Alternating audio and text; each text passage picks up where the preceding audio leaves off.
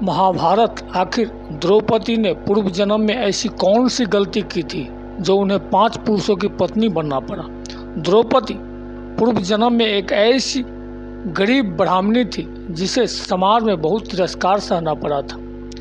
पूर्व जन्म में द्रौपदी की अधूरी इच्छा ने उन्हें अगले जन्म में 5 पुरुषों की पत्नी बना दिया।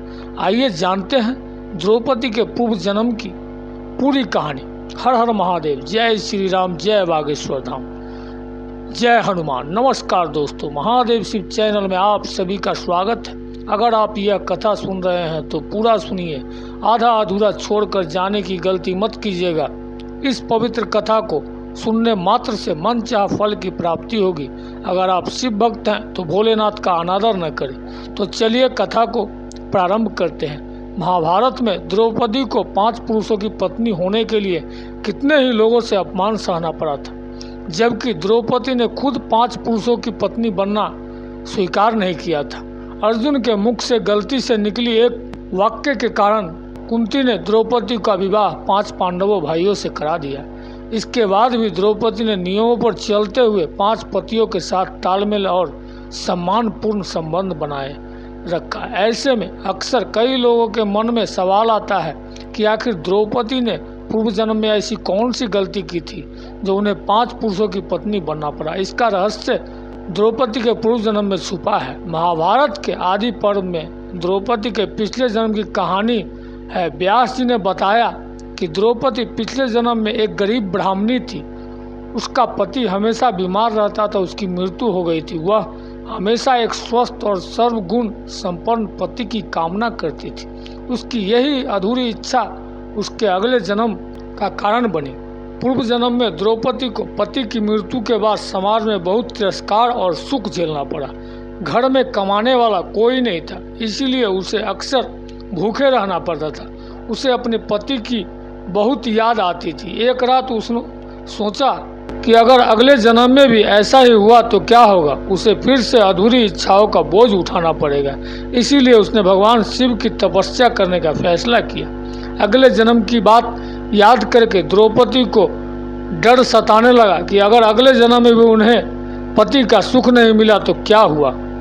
इसीलिए उन्होंने भाग्य का साथ पाने के लिए भगवान शिव की तपस्या की। कई सालों तक तपस्या करने के बाद महादेव प्रकट हुए। द्रौपदी महादेव को देखकर बहुत खुश हुए। उसने महादेव से अगले जन्म में एक खास पति की कामना की। उसने ऐसे पति की विशेषताएं बताई जो एक मनुष्य में होना असंभव थी।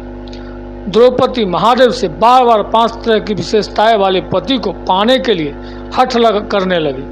उसने 5 बार अपनी बात दोहराई। ऐसे में महादेव ने उसकी प्रार्थना स्वीकार कर ली। अगले जन्म में गरीबी विधवा ब्राह्मणी राजा द्रुपद की पुत्री द्रौपदी के रूप में जन्मी। पांचाल नरेश ने अपनी पुत्री के लिए स्वयंवर का आयोजन किया। स्वयंवर की शर्त यह थी कि जो भी राजा का या राजकुमार पानी में मछली का प्रतिबिंब देखकर उसकी आंख पर निशाना साधेगा, द्रौपदी उसे अपना वर चुन लेगी। द्रौपदी के स्वयंवर में दूर दूर से कई राजा और राजकुमार आए। अर्जुन भी वहां उपस्थित थे। अर्जुन ने स्वयंवर की शर्त पूरा किया। उन्होंने मछली की आंख पर निशाना साधा और प्रतियोगिता जीत ली।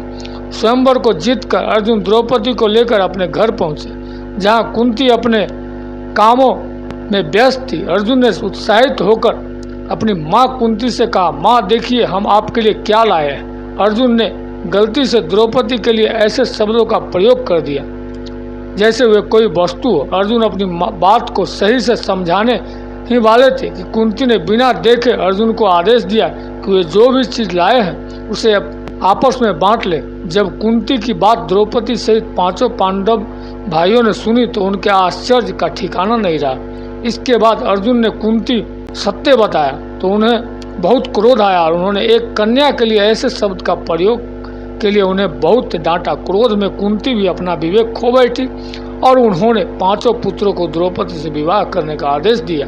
द्रौपदी ने कुंती का आदेश स्वीकार नहीं किया, लेकिन वेद व्यास जी भूतकाल भविष्य दोनों जानते थे। इसलिए उन्होंने द्रौपदी को उनका पूर्व जन्म याद दिलाया और 5 पांडवों भाइयों से द्रौपदी का विवाह करा दिया। इस तरह द्रौपदी 5 पुरुषों की पत्नी बन गई। इस वीडियो को बोलते समय कोई त्रुटि हुआ हो तो मैं क्षमा चाहता हूँ। आप सभी को यह वीडियो अच्छी लगी है, महादेव के सच्चे भक्त हैं, चैनल को सब्सक्राइब करें और वीडियो को लाइक करके कमेंट में हर हर महादेव लिख दीजिए।